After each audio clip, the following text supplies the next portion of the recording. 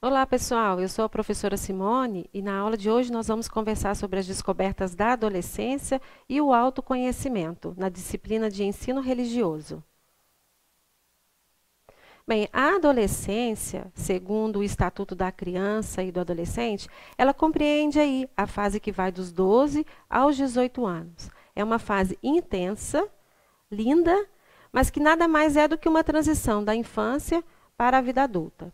É no início aí da adolescência que acontece a puberdade. A puberdade nada mais é do que a preparação de nosso corpo para a reprodução na fase adulta.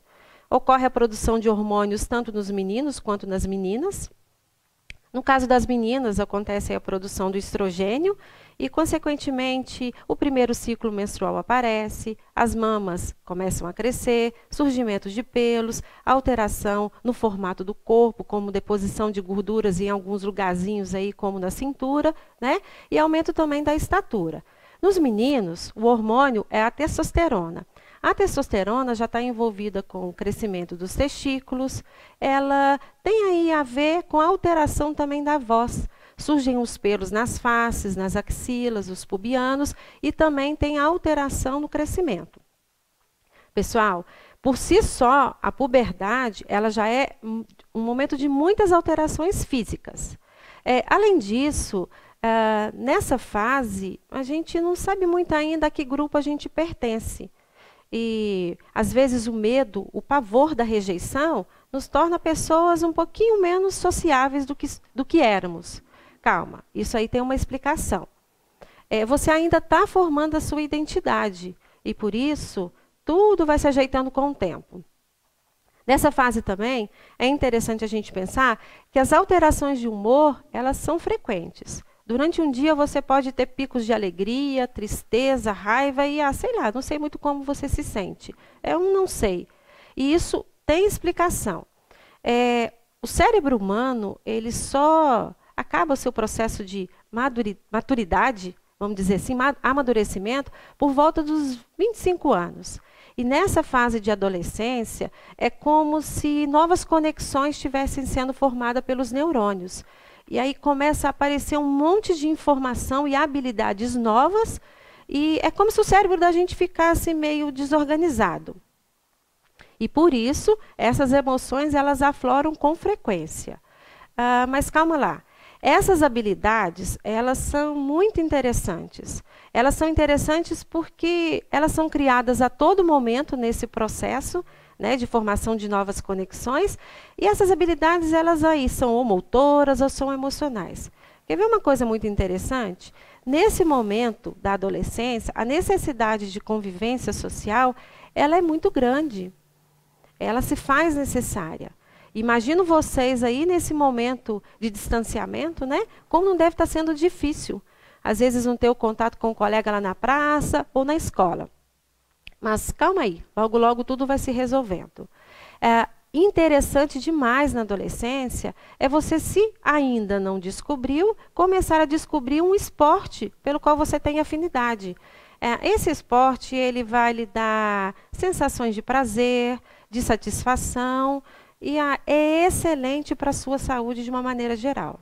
Não se esqueçam jamais de criar bons hábitos de leitura. A gente começa a pensar que bons hábitos de leitura vai para... vamos acessar muitos sites, muitas redes sociais. Mas calma lá, pessoal. A gente tem que ter a consciência de que a gente tem que ter leituras que nos tragam conforto, boas informações e que nos deixem, assim, mais felizes. Tomem cuidado aí com as informações que são vazias.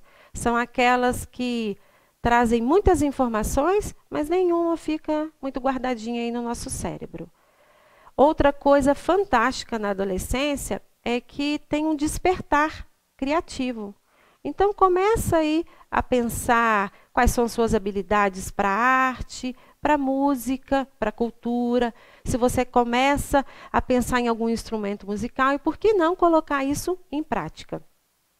Pessoal, nessa fase, o pensamento criativo, o pensamento crítico, ele fica assim totalmente aguçado. E grandes descobertas são possíveis. Vocês começam a se engajar em questões do dia a dia, questões da sua casa, do seu bairro, da sua escola e do próprio mundo, né? O que eu estou fazendo, o que eu posso contribuir para a melhoria da vida minha e do ser humano como um todo.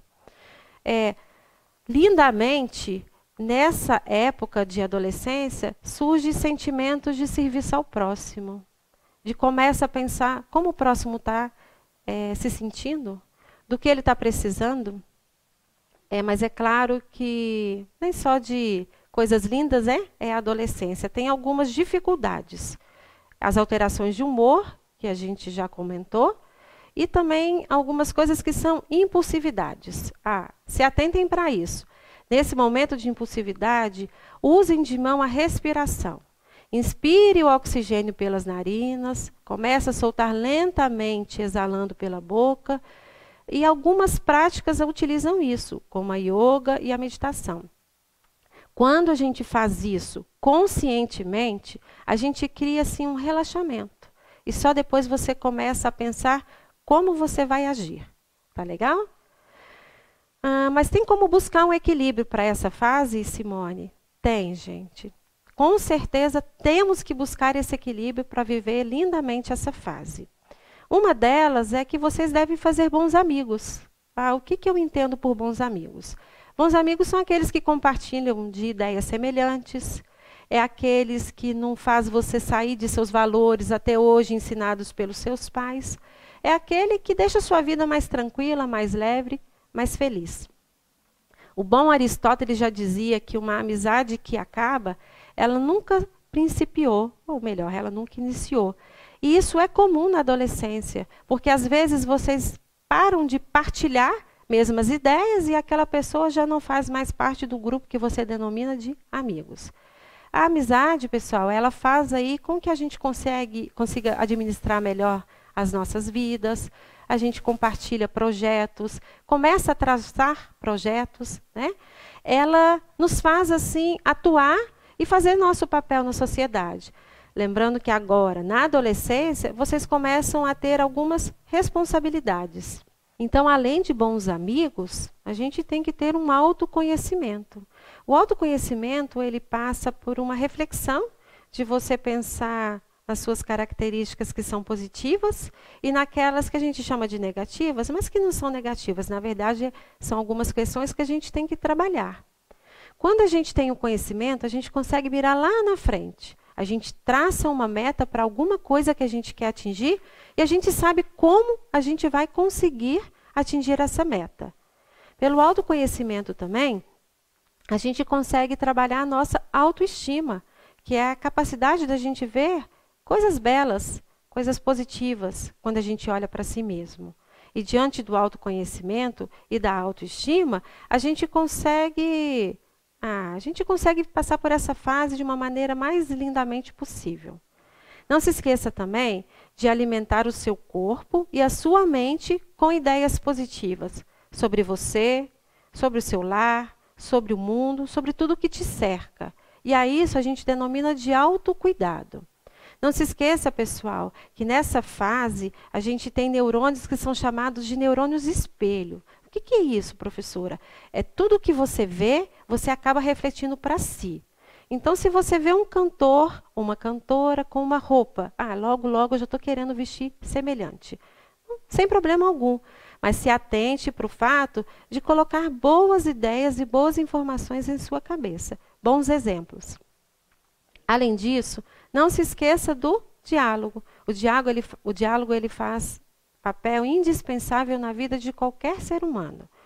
Mas se você está num momento de impulsividade, de alterações de humor, calma. Faça aquele exercício da respiração, acalme-se e depois você toma a sua decisão de conversar. Seja com seus pais, seus irmãos, com quem quer que seja. E se atente. Se também você estiver num dia que você não quer dialogar, informe. Não, nesse momento eu não quero conversar. Vamos resolver num outro momento.